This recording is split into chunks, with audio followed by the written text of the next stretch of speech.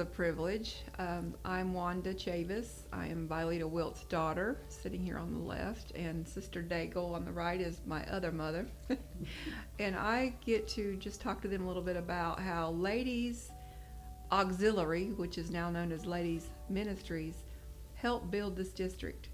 And the first thing we discussed, and it's just amazing, we could do hours of video of just testimony that we've been talking about some of the things that God has done. But one of the first things I remember as being a 5-year-old girl moving to North Carolina was that the prayers that were prayed and the miracles that just happened.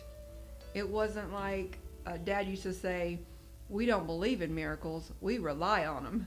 So we're just going to share a couple things of those early days of prayer. The ladies prayed and cooked. That's basically what the ladies ministries did. Prayed and cooked and raised money. Mm-hmm. So it was from cooking meals after fellowship rallies or cooking peanut brittle and selling it. Yeah. There's a lot of peanut brittle history sitting right in this room. So we were just talking about a couple miracles that were kind of district news. And Mom, why don't you start off with the first one we talked about was when Patty, my oldest sister, was diagnosed with a brain tumor and was in the hospital, was due for surgery the next day, I think. And just tell the district had been praying, but we were actually North and South Carolina at the time, the Carolina district, but tell the story about that. Well, Patty was in the hospital with this severe pain in her head, and her left eye the pupil was as large as the whole color of her eye. And the doctor said, we're positive it's a brain tumor and she'll be operated on Monday. And this was on Saturday. And at the time that we was having a district conference in South Carolina, in Charleston, South Carolina. And so my husband called and told him what was going on with Patty. And so they prayed over a cloth and sent it back by Brother Pridgeon. And Patty was in the hospital in Wilmington. So they had agreed that all the ministers all over both districts would be at prayer at 3 o'clock on Sunday afternoon. And at that time, Brother Pridgeon laid the anointed cloth on Patty's head, and we all began to pray. And you could just visibly see her eye, the pupil, going back to its original size.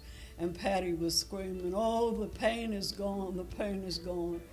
And you just have to know, you're seeing a child in that kind of condition, and then for God just to answer prayer so instantly like that.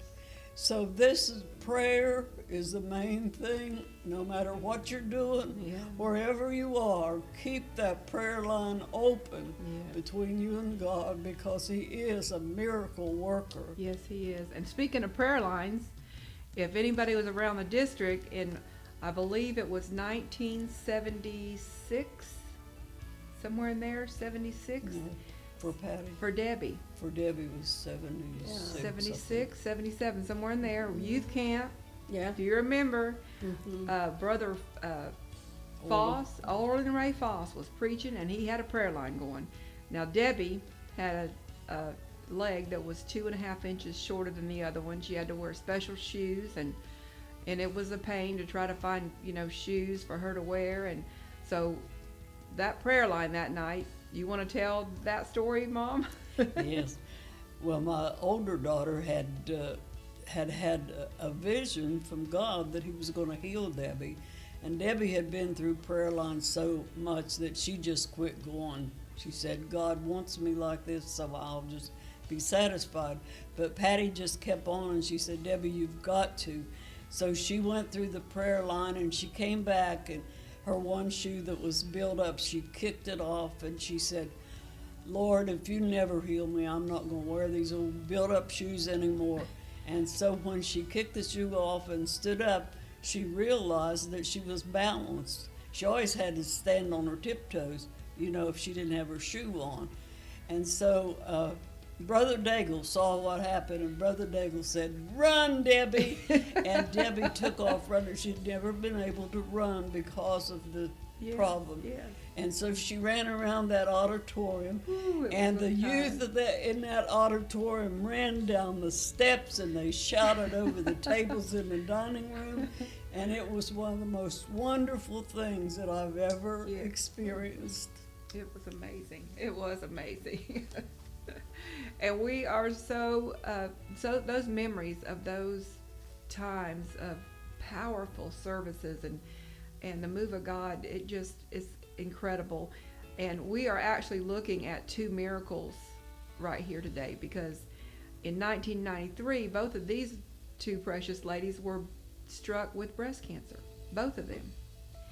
And Sister Daigle, just tell your story of how the miracle of you even surviving that. My cancer from the breast had spread to the lymph nodes. And when it's in the lymph nodes, it can be anywhere in your body.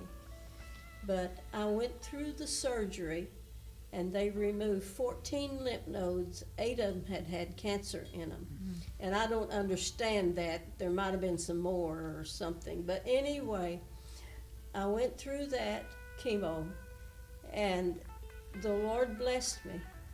And I wasn't even really real sick. The only time I got real sick was right after I took a treatment and I was headed home in the car. Yeah. Now, we had to stop a few times then. But other than that, I tolerated it real good. And that was in 1993. And for about 3 or 4 years ago, I was still having cancer checkups. And my cancer doctor said, "You don't need to come back no more. It's been this long, there ain't no problems. Said, if you have problems, you let me know." Good. So I Beautiful. thank the Lord for that. And I think I want to do what He wants me to do, because He let me live and raise my children. Yes. And I'm raising or help raising my great-grandchildren now. Wow. And that's Beautiful. a thrill. Yes. Thank What you. a blessing.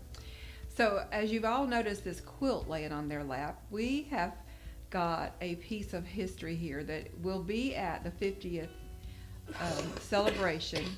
It'll be at North Carolina Ladies Conference this year.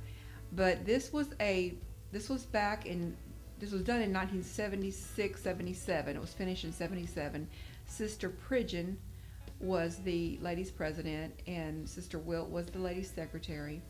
And we were thinking that maybe y'all said probably Sister Pridgeon's idea, but tell us how this quilt, and if you can come to these conferences and you were in the district back then, your name is probably on this quilt. But tell us how. I'm seeing the Fayetteville Church on there. I'm seeing the Lumberton Church.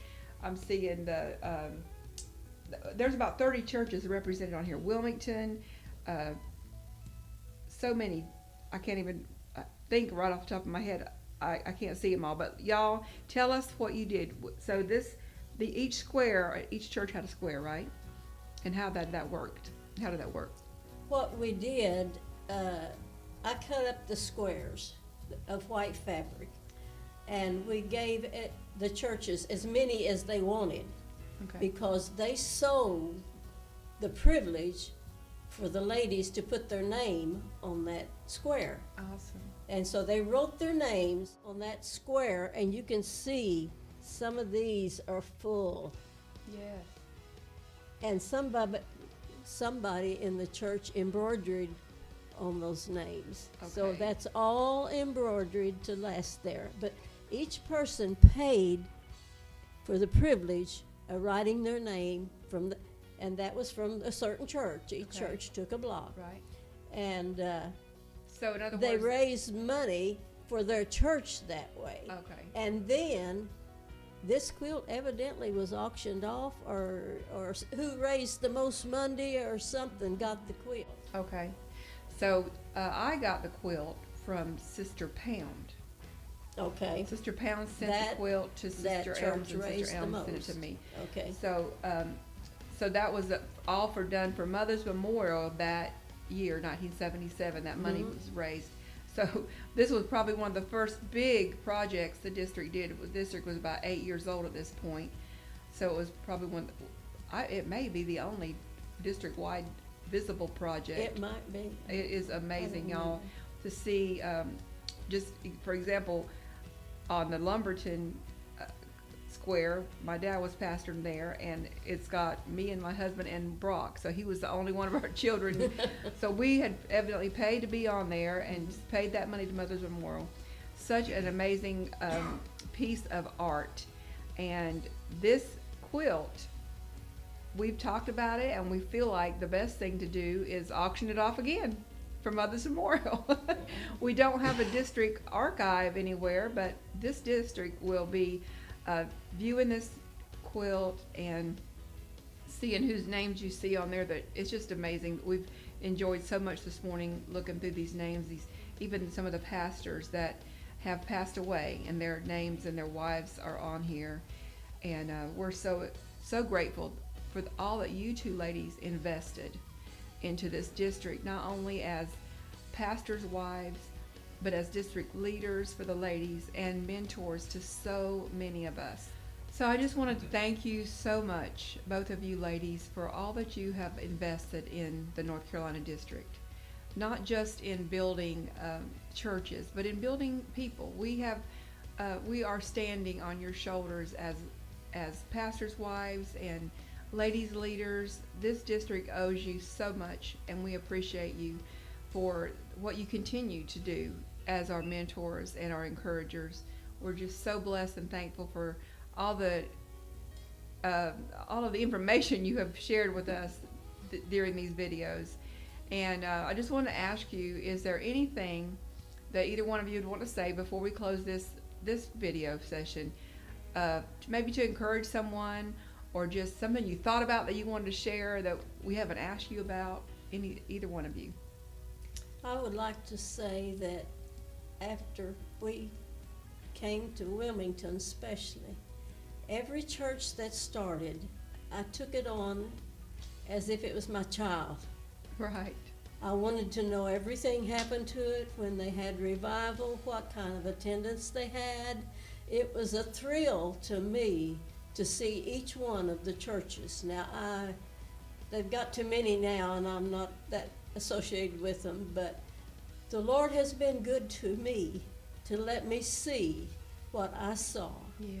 And my family, as long as I've known, they've loved the Lord and lived for the Lord.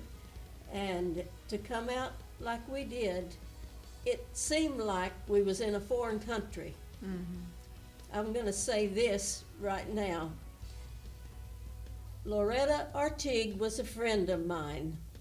She married Elton Bernard, and right after we went to Charleston, South Carolina, they went to Korea.